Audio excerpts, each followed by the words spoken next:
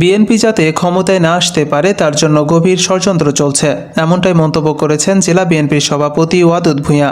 BNP যাতে ক্ষমতা না আসতে পারে তার জন্য চক্রান্ত চলছে, গভীর চক্রান্ত চলছে।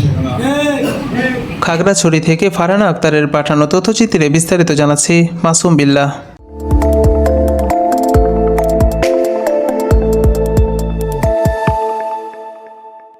বিএনপি যাতে ক্ষমতায় না আসতে পারে তার জন্য গভীর ষড়যন্ত্র চলছে।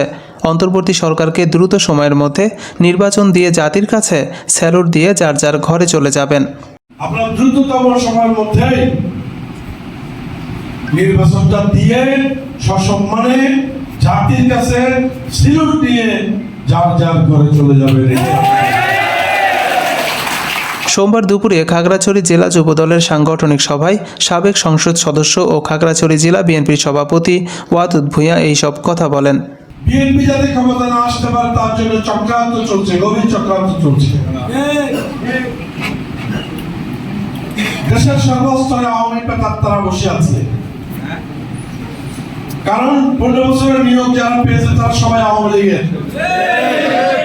তাদের থেকে এক ওয়াইকে দিলে সে আওয়ামী লীগ, জেডকে দিলে সে আওয়ামী লীগ, এক্সকে দিলে সে আওয়ামী লীগ।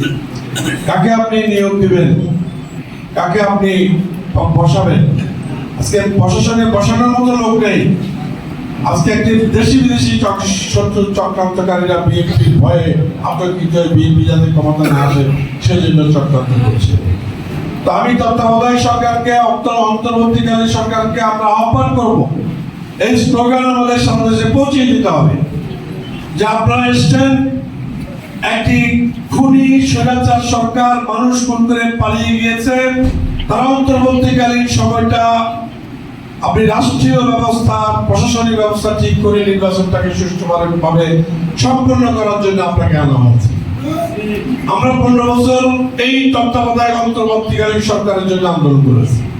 সেই সরকার এসেছে, সেই সরকারকে দেশের খুঁটিনাটি সংস্কার এটা সেটা, দেশের মাটি কাটা, দেশের বিল্ডিং বানানো, রাস্তাঘাট বানানোর জন্য আপনাকে জনগণ কোনো ক্ষমতা দেয় নাই। আপনার দ্রুততম সময়ের মধ্যে নির্বাচনটা দিয়ে সসম্মানে জাতির কাছে স্যালুট দিয়ে যার যার ঘরে চলে যাবে। তাহলে কিন্তু, তা না হলে কিন্তু, বিলম্ব হলে কিন্তু বিএনপি, যুবদল এবং ছাত্র দল, স্বেচ্ছাসেবক দল এবং বসে থাকবে না। আমাদের ধৈর্যের বাঁধ ভেঙে গেলে আমরা কিন্তু রাস্তায় নামবো। আপনি হাসিনার থেকে বড় হয়ে যান নাই, থেকে আমরা শক্তিশালী হয়ে যান নাই। অতটা এই সরকারকে মনে রাখতে হবে। এই সময় বিভিন্ন উপজেলা ও বিভিন্ন ইউনিয়ন থেকে যুবদলের নেতৃবৃন্দরা বক্তব্য রাখেন।